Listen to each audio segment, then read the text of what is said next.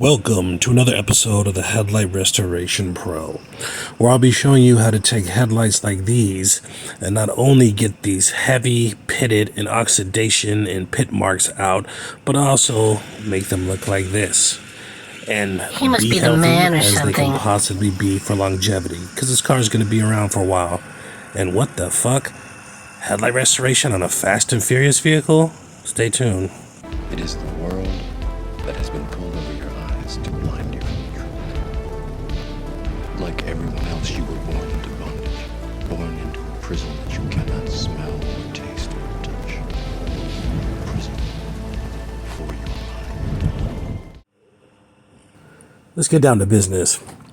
This is a 2015 Acura TLX, and it has an extreme amount of heavy pitting and oxidation. This in part chop it up to be a couple of reasons why these lights came out like this, because once again, it's only a 2015. One of the main reasons, of course, with any equation is going to be about 60% of the sun, okay, atmospheric issues or weather issues per se, but primarily the sun. The other two main reasons why this light came out like this is just because on these Acura TLXs, the headlight structure is a little bit harder than a regular Honda. They're not terrible. They're not bad to work with. They're not unbearable. They're not like a Mercedes or a Kia or something like that. But they are a little bit firmer, notably, and you will notice this if you do enough. They're just at the right pitch to obtain a lot of heavy damage from impact. Okay. That's, like a slow sandblast. And every once in a while, you're going to get a couple chunks of rocks or little boulders that hit.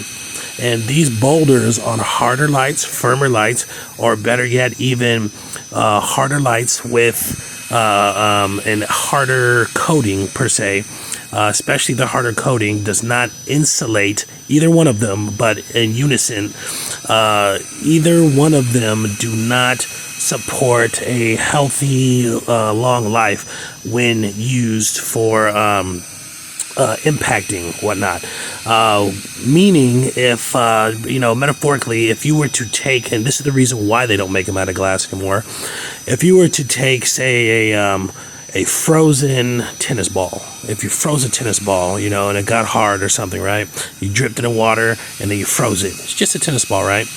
If you threw that as hard as you can at this light and it was made out of glass, it would probably crack.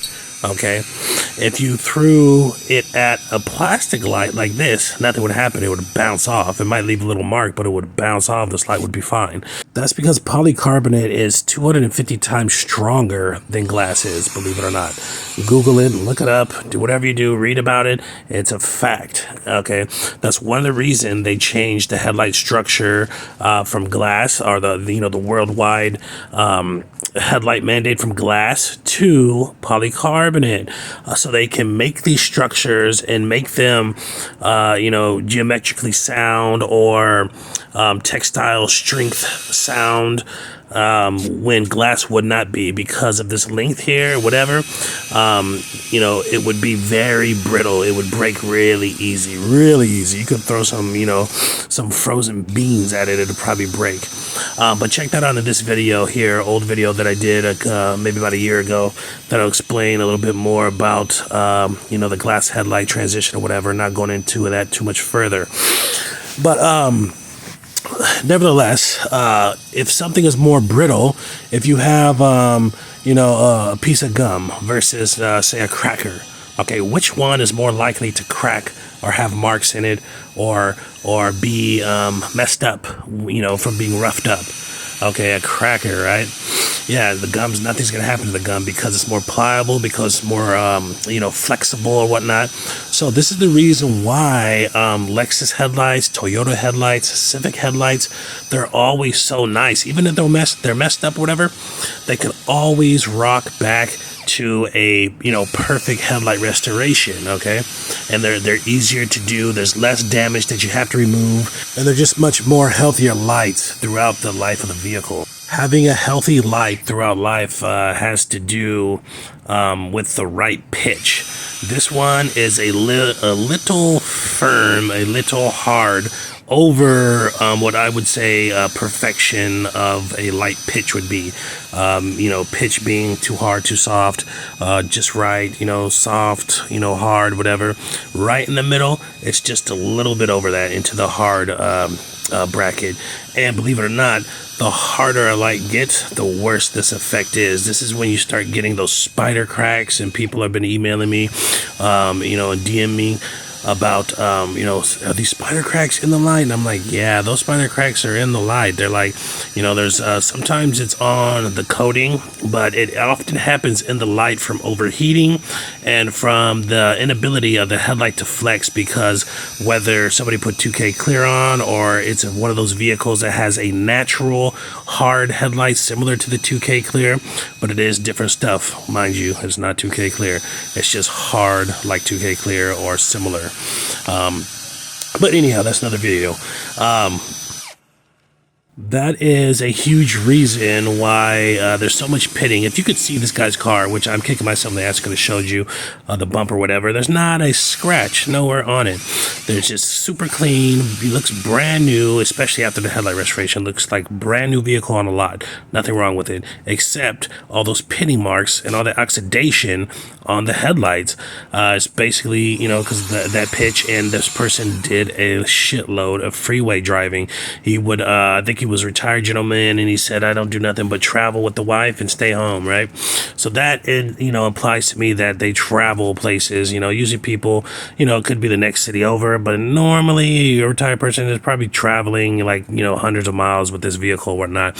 And that's another thing too. These vehicles here, okay, this 2015 vehicle, vehicles just keep getting better throughout the years. From 2010 and up, it's just getting better and better, and these vehicles are lasting longer and longer without any issues. This vehicle right here is an Acura. It's a glorified Honda, just like my vehicle.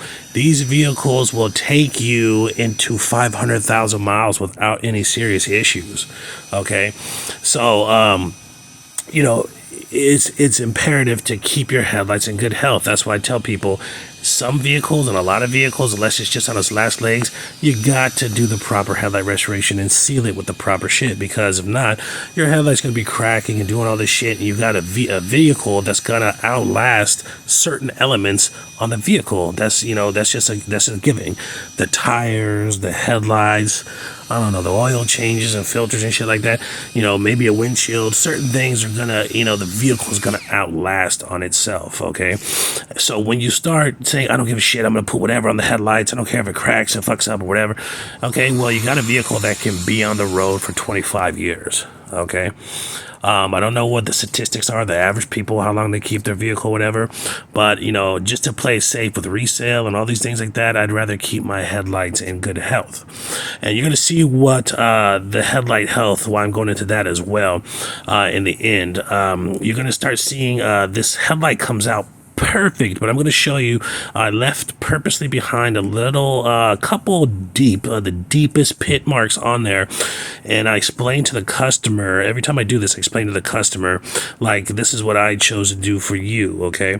You're the doctor, you're the person running the show, only time you would want to question this is if it's a Ferrari or it's a Porsche or something where somebody's extremely vain, and they're like, I just want that mark down, I don't care, I'm not going to keep this car for 3 years, I don't give a shit. I want that little tiny blemish out, okay?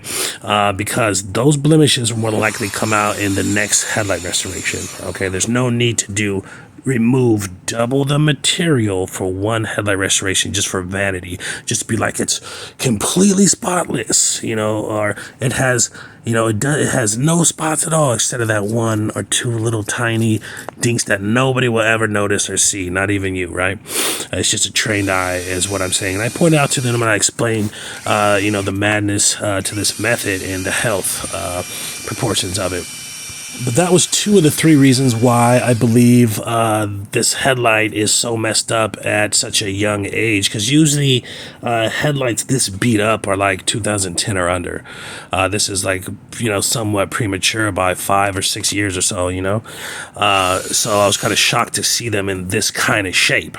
But one of the main culprits is, one of the 3 is automatic car washes. I'm not going to say the name because I don't know the legal ramifications of that, but we have a very popular car wash center out here that has a little mascot, a little animal mascot, and then the name is behind it or anything, but any car wash is going to tell you, hey, we use scratch-free pads. All of our rubber pads that are on the little spindles or whatever, right? Those little flappy things, they're scratch-free, this and that, so they don't cause scratches, right?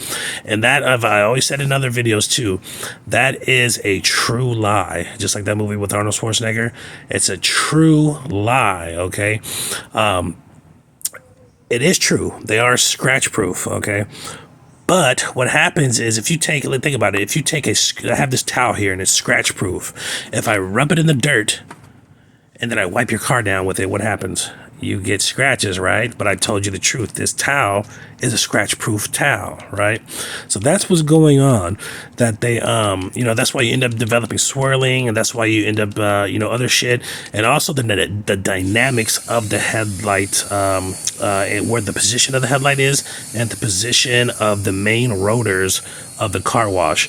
They come in at you kind of in the center, and they put pressure on the vehicle as it goes through, and then they wrap around to the sides, beating up your headlights right there on the side. Think about it. When they go in, it's beating up your headlights pretty hard with pressure. Probably the hardest place on the vehicle that it applies pressure on an automatic car wash is the front left and right corners of the vehicle. The hardest place, okay? You got forward momentum, and then you have them coming back, and then you have them just, beating up with the centrifugal force or whatever, which is harder than you think. If you were standing in there, you'd probably have webs and shit on you. So they're beating up your headlights with, like I said, that dirt analogy. You have 1,500 cars that have driven through before you, okay? So you have 1,500 cars of dirt on those things. And if you think they are washing those pads every day, or pressure washing them every other car wash or a couple times a day, you need to seek medical attention, because you must be crazy. They're not, okay? So what happens is they have all this debris on there, and it just beats the shit out of your car, and your car's clear coat is going to be 10 times harder and durable than whatever's supposed to be on your headlight. And that's how it's supposed to be. That's how the factory does it, and that's how it's supposed to be, because these harder clear coats that people are putting on will destroy your headlights in the long run. Okay, so anyways, watch this video here. This is a must watch, and it'll show you more about that. It'll go more in depth about that, and it'll also tell you all the other major ways your headlights deteriorate and oxidize. Okay, but with that being said, this guy had all those things going on here. But as you can already see how beautiful these headlights already are. Very quick, very fast, and now we're spraying it. And once again, this is the surrogate headlight from this video here. Okay, I did the little mistake on that video and had to implement a surrogate headlight, and this is it.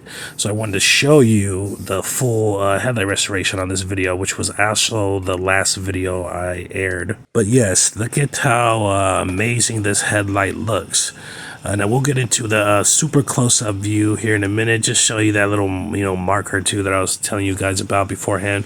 It's really